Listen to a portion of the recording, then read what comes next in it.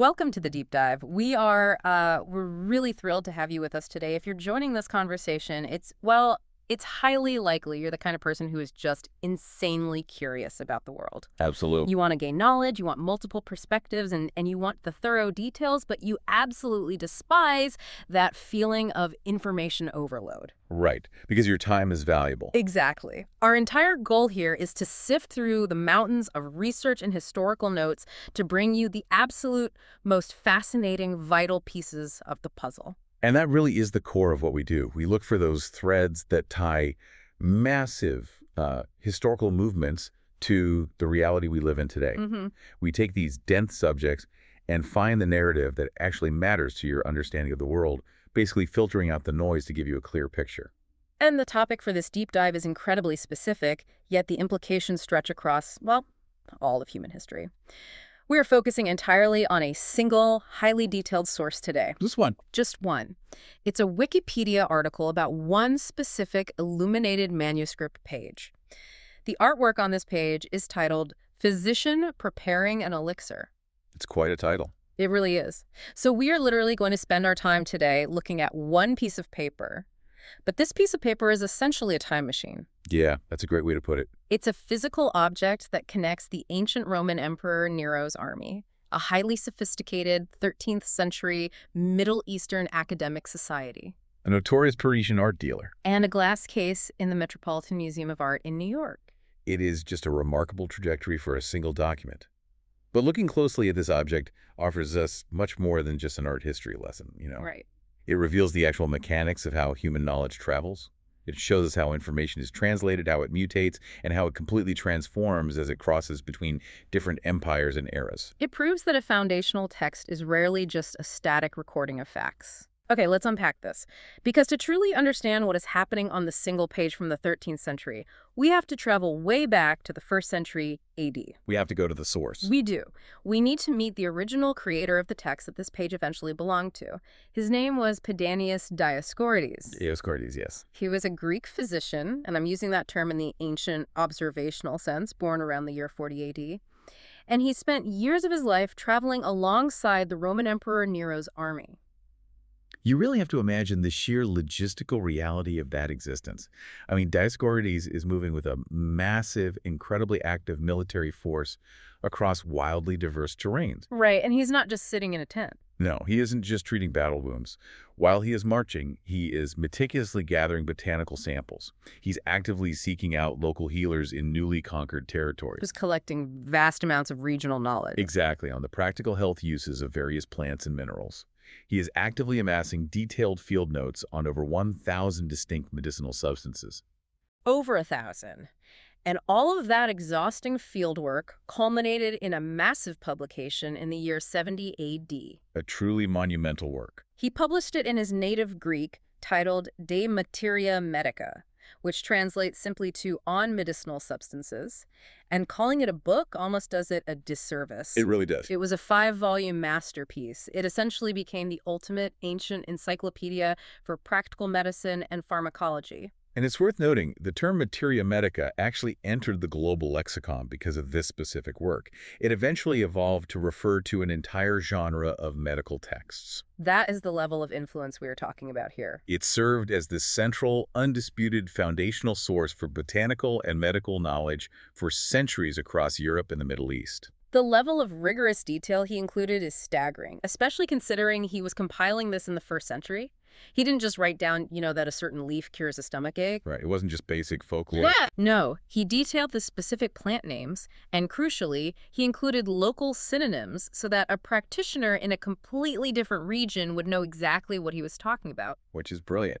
He included illustrations, plant habitats, and complex botanical descriptions. He outlined the specific properties of the drugs, and he even had the foresight to list negative side effects. The side effects are key. Yeah, plus administration and dosage recommendations, directions on how to properly harvest and store the herbs, and even veterinary uses. He was essentially building a comprehensive, user-friendly database. And the most fascinating part is that he included detailed instructions on how to detect possible adulterations. Ah, yeah. He was implementing ancient quality control, telling practitioners exactly how to know if a local merchant was trying to sell them fake or diluted medicine. That specific detail really highlights how practical and field-oriented the text was meant to be. But to understand the manuscript page we are analyzing today, we have to look at what happens to a practical field guide over a millennium. Because it didn't just stay the same. Yes. Not at all. De Materia Medica was not a frozen, untouchable document. As this text traveled to new geographic areas over the centuries, as it was handed down through shifting empires, it was constantly translated. Right, moving from Greek to Latin to Arabic. And beyond. It functions very much like an ancient, incredibly slow-moving Wikipedia page. Imagine a digital article that takes decades to update, but instead of someone typing on a keyboard, it's a scribe in a completely different country painstakingly rewriting the text by hand. Yes. And as they copy it, they add the new botanical cures they discovered in their own local village, or they rearrange the chapters to fit their own cultural understanding of medicine. The book was perpetually updated with the collective knowledge of wherever it landed. Which means the physical artifact we are examining today is a product of centuries of those localized updates.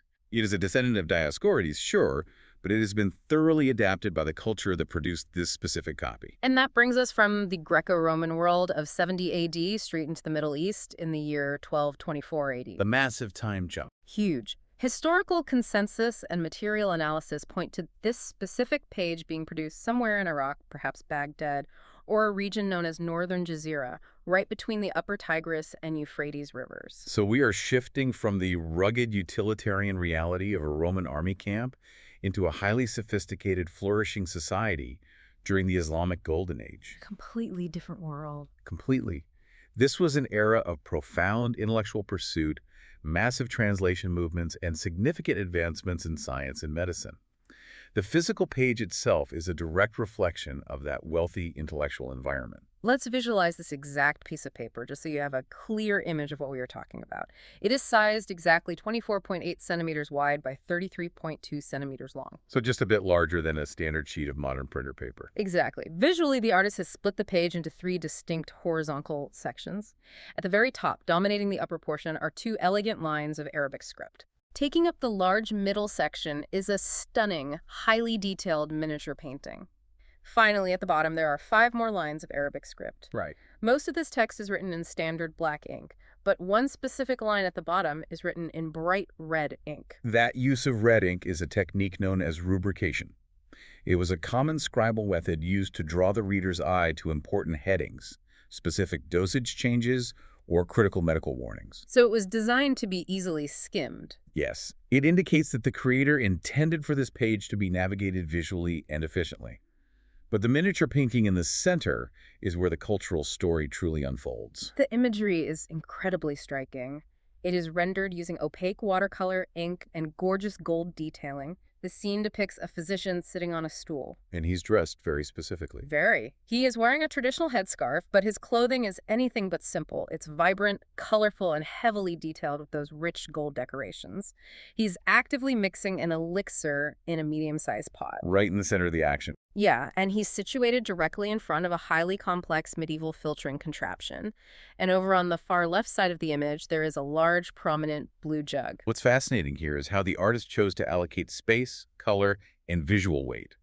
The prominent placement of that medieval filtering contraption, the detailed mixing tool, and the large blue jug are not just random background elements. They stand out on purpose. Absolutely. They highlight the absolute importance of medical inventions and human ingenuity during this specific era in the Middle East. The tools of the scientific trade are elevated visually to the same level of importance as the human practitioner himself. It paints a picture of a society that deeply respects the mechanics of science just as much as the theory. But how does a culturally vital 13th century manuscript page from Iraq end up sitting under modern lighting in a glass case in New York City? That is the million-dollar question. That journey requires looking at the realities of antiquities dealing in the early 20th century. The modern provenance of this object, its documented chain of ownership over the last century, tells the story of globalization, and more specifically, the commodification of historical knowledge. If you look at the museum records, the page officially landed in the Metropolitan Museum of Art in 1913. But tracing it back just a few years earlier, the first recorded modern European owner was a man named F.R. Martin. Living in Stockholm. Right, around the year 1910. And he didn't just possess this single piece of paper, he held several folios, which is just the archival term for these individual unattached leaves of a manuscript from different copies of the Materia Medica. Yeah, quite a collection. He also owned another very famous illuminated page from the same era titled Men Stepping on Grapes, which the Met also acquired. But Martin did not deal directly with the museum. No, he didn't. The central folio we are discussing, Physician Preparing an Elixir, was moved from Martin's collection into the hands of a man named Georges J. Demotte in Paris. Yes, Demotte held the page until that 1913 acquisition by the Met. To understand how manuscripts like this were treated, you really have to understand Demotte. He's a controversial guy. Very. He was a Belgian-born Parisian art dealer, and he's a highly significant figure in the art world of the late 19th and early 20th centuries, responsible for moving massive amounts of archaeological finds from the Middle East into major Western museums. But his legacy in the art world is incredibly dark. He wasn't simply a curator rescuing lost items. Not at all. Demotte is most notoriously remembered for his acquisition of a magnificent, complete Islamic Book of Kings, known as the Shahnameh. A legendary text. It was a culturally priceless, fully intact manuscript containing sweeping epic poetry and history. Demotte recognized a simple, ruthless economic reality. That he could make vastly more money selling the pages individually to different wealthy buyers than he could selling the book as a single unit. Exactly. So he's systematically dismantled the book. He literally ripped a sequential masterpiece apart, page by page, scattering its narrative and its contents across various global private collections and museums. Think about the impact of that action. Imagine a complete, vital medical text or a cultural epic, a book containing centuries of accumulated wisdom, explicitly designed to be read sequentially and holistically, being physically torn apart. It's tragic. It completely changes the fundamental context of the object. It transforms it from a comprehensive book of knowledge into a disjointed commodity. It becomes just an isolated piece of art to hang on a wall. Completely divorced from the preceding and succeeding pages that gave it its original meaning. And when you isolate a single page in a frame, you lose the surrounding context. You are forced to analyze the page in a vacuum. And when we look at Physician Preparing an Elixir through that isolated lens, we start to uncover some profound misinterpretations. And deeply embedded contradictions about what we are actually looking at. Precisely. Here's where it gets really interesting. Let's look at the first major contradiction: form versus function. We established earlier that Dioscorides originally wrote this text in 70 AD as a highly practical utilitarian field manual for soldiers and doctors. Right, a survival guide, essentially. It was meant to be referenced in the mud, in the rain, and on the battlefield. But this specific page from 1224 AD is covered in gold leaf detailing. It is a luxurious, meticulously painted piece of art. And that aesthetic luxury leads to a crucial deduction about the manuscript's physical condition. The digital representation of this page on the Metropolitan Museum's website reveals it to be in remarkably pristine condition. There's almost no damage. There is minimal wear, tear, or degradation. If this were truly a heavily used medical manual referenced daily by practicing pharmacists actively mixing messy liquid elixirs, the pages would be heavily stained, frayed, and damaged by constant handling. You definitely do not use a gold-leafed, brilliantly painted manuscript as a reference guide while you are crushing herbs and spilling liquids. Exactly. So if it is covered in gold and lacks the physical scars of daily use, we can safely deduce this wasn't sitting on a messy pharmacy counter. It was protected. This specific manuscript was an incredibly precious object, almost certainly kept secluded among elite scholars within a highly refined academic society. Its pristine condition is a direct result of it being treated as a luxury item of study and prestige, rather than a practical working tool. But the contradictions go even deeper than just how the physical book was utilized. There is a massive societal contradiction painted right into the visual narrative of the image itself. This raises an important question about who exactly the artist is depicting in this miniature. In the 13th century Middle East, physicians held a highly specific and elevated role in society. They were the top tier. They were considered the intellectual elite. Their medical practice was deeply rooted in the philosophical and mathematical intricacies of humoral theory. Humoral theory, for those who might need a quick refresher, is the ancient medical concept that the human body is governed by four humors: blood, phlegm, yellow bile, and black bile. And balancing those humors wasn't just about handing someone a plant. It required a deep understanding of astrology, diet, environment, and complex philosophy. So they were thinkers. Because of this, a true physician was a thinker, a diagnostician, and a scholar. They observed and theorized. The actual physical manual labor of grinding herbs, boiling liquids, and mixing potions was seen as working-class labor. It was beneath. That was the domain of the herbalist or the pharmacist, not the elite physician. So look at the man in the painting again. He is wearing elaborate high-class clothing with rich gold decorations. The artist is clearly depicting the idealized version of a physician, a man of profound high social status. Right. But he is sitting on a stool, outdoors, getting his hands dirty, actively mixing an elixir in a pot. A high society physician obsessed with the high-level intellectual concepts of humoral theory would never be doing that manual labor. It is a fascinating disconnect between the action and the actor. The image shows the physical, practical work of an herbalist, but the figure is dressed in the idealized high-status garb of a theoretical physician. They mash the two together. This suggests that the manuscript is reflecting a shifting societal ideal.